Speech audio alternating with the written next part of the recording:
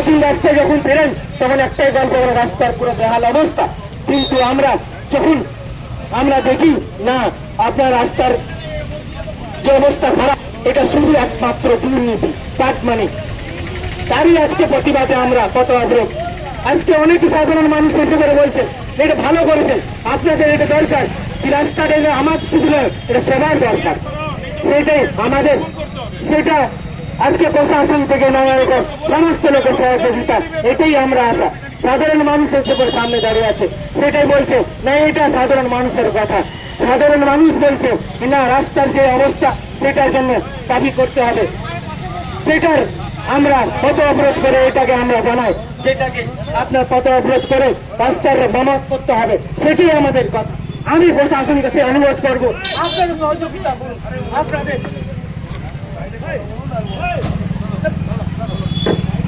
এই রাস্তার বেহাল অবস্থার দায়িত্বে আমরা আজকে পথ অবরোধ করছি। এই রাস্তার যে অবস্থা খারাপ সেটার জন্য আমাদের দায়ী একটাই, যে পথ রাস্তার বেহাল অবস্থাকে মেরামত করতে হবে। আমরা যেটা আজকে চিন্তা করছি যেটা রাস্তার যে খারাপ অতি সত্তর সংস্কার হয়, সেই জন্য আমরা আজকে এই 8 ঘন্টা পথ অবরোধের কর্মসূচি নিয়েছি।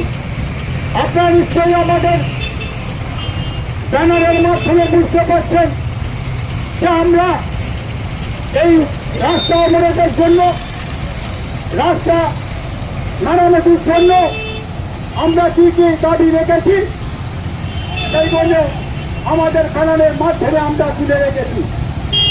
আজকে কিছুদিন আগে রাস্তাটা মেরামত করা হয়েছিল, শুধু জানেন এই চাকাই সেলাই করা হয়, যেখানে যেখানে গর্ত বা কিছু আছে সেইখানে কিছু নুড়ি পাথর আর বীজ দিয়ে ভর্তি করে দিয়েছেন। যেমন একটা বৃষ্টি হলো, সেই বৃষ্টিতে সমস্ত রাস্তা আবার সেই অবস্থা বেহাল অবস্থায় পরিণত হলো। তাই আমরা প্রশাসনের কাছে অনুরোধ করছি আপনারা অতি সত্তর রাস্তাটি জনগণের উপযোগী, যাতায়াতের উপযোগী করার জন্য আপনাদের দৃষ্টি আকর্ষণ করছি। আমরা বলছি না কাউকে, আমরা যে দাবি করেছি যে আজকে এই রাস্তার সংস্কারের নাম নিয়ে যারা রাস্তার যারা টেন্ডার পান তাদের সঙ্গে আলোচনা করেছি, তারা বিভিন্ন সময় যে আমাদের যেটুকু পয়সা সের মধ্যে আমাদেরকে কাজ করতে হয়, তার মানে একটা কথা আমরা স্মরণ করে দিতে চাই, এই কাজমানির শব্দ, এই কাজমানির জন্য আজ বেহাল রাস্তার অবস্থা নিয়ামতপুর থেকে ডিসেম্বর।